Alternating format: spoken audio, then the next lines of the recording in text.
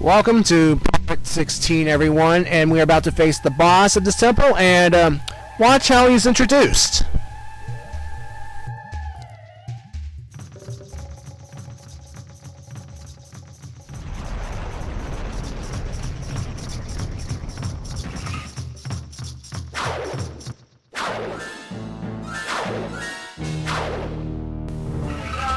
Yes, meet Odolwa, folks. He is the one responsible for the plant in the swamp. He's the one responsible for the missing spirit, missing them, and he's the one for the kidnapping of the Deku Princess. So what we do right now is he just stands around chatting, or whatever the heck he's saying, and dancing around like a lunatic. And there'll be plenty of opportunities for you to just go in and just slice him. Now, of course, he'll occasionally slice you, but this big old sword of his will only take a quarter heart off.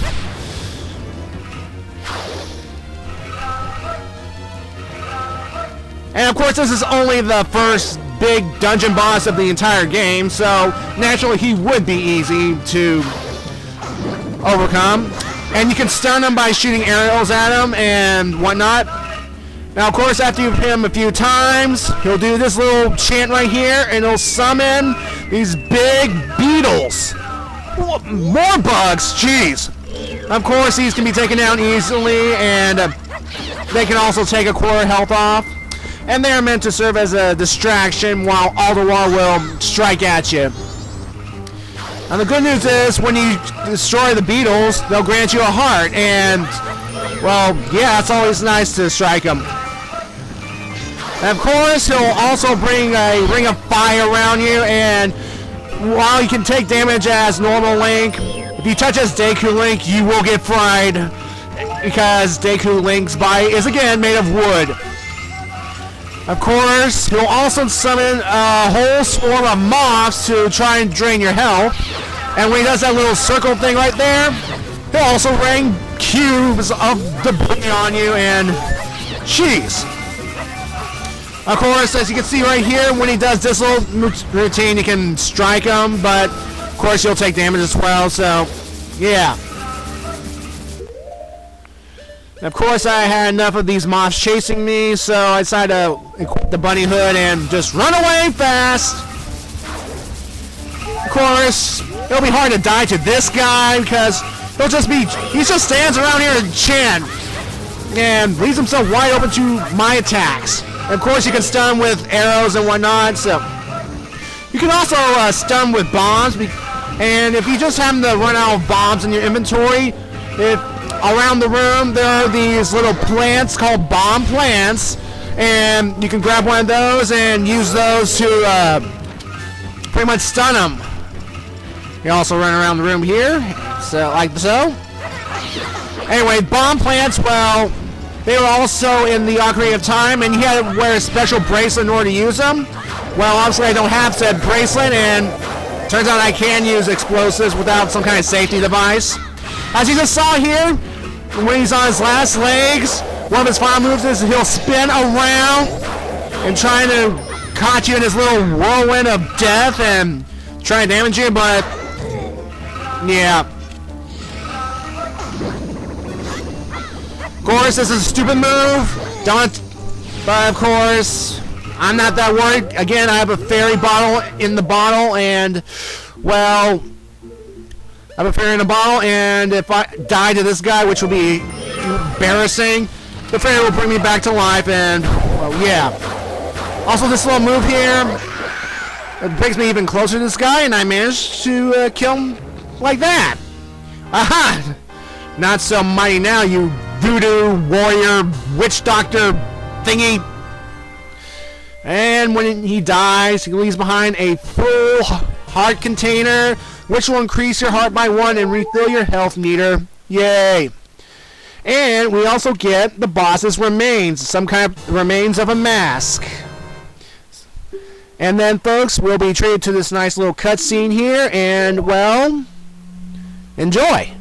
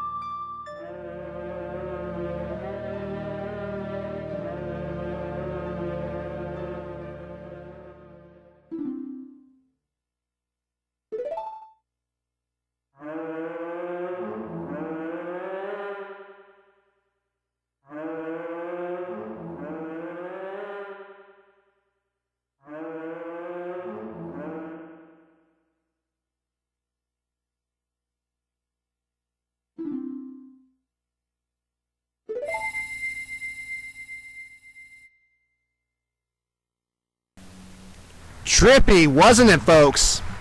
Well, as you can see here, by defeating the boss, the water around the temple is starting to purify. The land is healing itself. All is well. And of course, the temple rises slightly higher and reveal a new path to us. But folks, wasn't that a weird place that we just went to? This whole multicolored dimension, all green and monotone, and that giant figure right there. I know you can barely see him, but he's still kind of weird. I mean, he had these tall, skinny legs and whatnot, but whatever. Anyway, before I continue on to that, here's Tattle revealing that she is sorry that she helped did all this crap by stealing his horse and all that stuff, and commenting that, have I done this before? Well, see Ocarina of Time. I have done this before. Jeez. At least be a little nice on your apologies. Alright, so, but before we leave this area, there's somebody behind this pile of vines or something. And what I'm doing right now, folks, I am taking my bottled fairy. Well, one, I don't need it anymore. And two, well, you'll see why. So what we want to do here is slash open these vines, and we have found the Deku Princess, alive and well! Yay! My name is Link.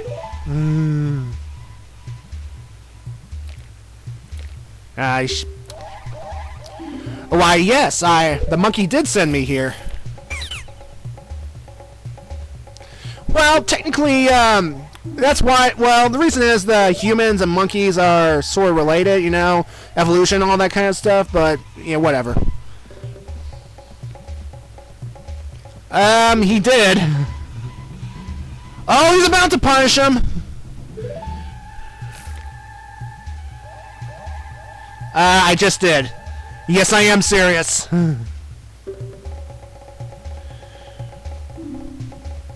Well, yeah, he is a big, stupid oaf.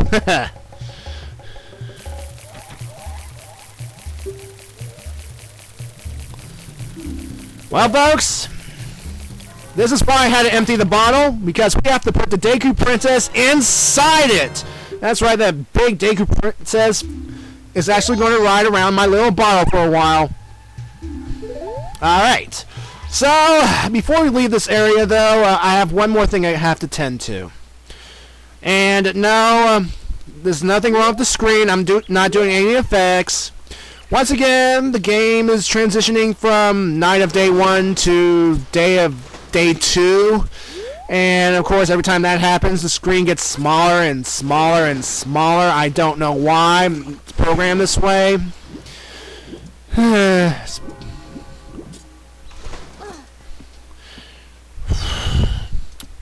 wonder what the game programmers were thinking when they come up with this idea. Anyway, folks.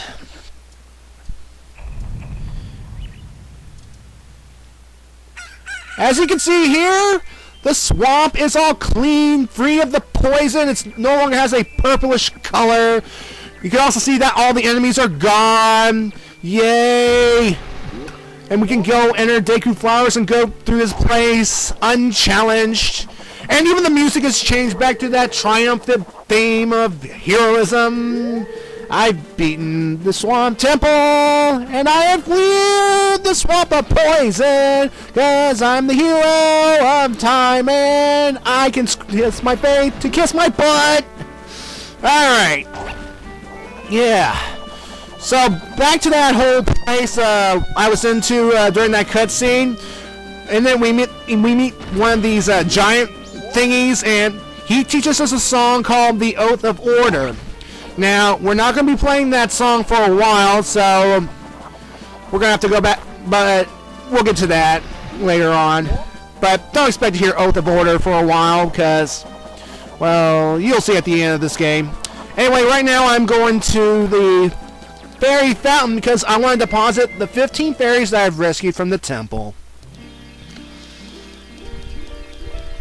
And hopefully get a nice reward out of it too.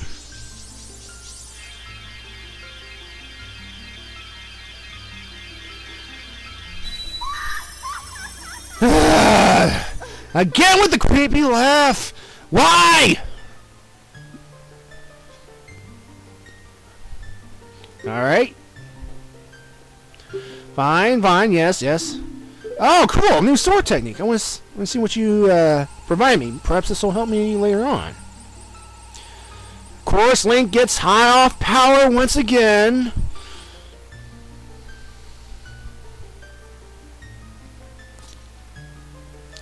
And what do I get? What? Spin attack? What? What? The spin attack? Wait a second. Now, this is not a new move. Well, it's a new move in context of this game, but I should have known the spin attack already. Basically, what you have to do is hold down the B button and you'll gain enough power and do a powerful spin, but it'll cost you magic energy. But this technique existed in Ocarina of Time, the previous game. And I have to inform you that this Link and the Link of Ocarina of Time, again, they're one and the same. It's the same Link. So technically, he should already know this technique. It's a case of bag of spilling. Now, if you don't know what I'm talking about, bag of spilling refers to, it's a term that if you play one video game and then you play its sequel with the exact same characters, the character in the sequel will be reverted back to will not be as strong as he was in the beginning of the last game. All weapons, items, strengths will go away, and that's terrible. And we see it in the case of Link. I mean, he technically should know this, the sword spinning attack, but, of course, the whole Ocarina of Time and the Song of Time, I can overlook that because, well, he lost the Ocarina when he went back in time at the end of the game for the final time. But, of course, he'll get items later on and songs later on that he should be able to remember from the beginning. He should have been able to. And then he has to go and relearn this. That's lazy. That's lazy. Well, anyway, folks, we're here at the Deku Palace to once again talk to the king, and this time free the princess from the tiny bottle, and we'll get to see this little scene in the next video. See you later.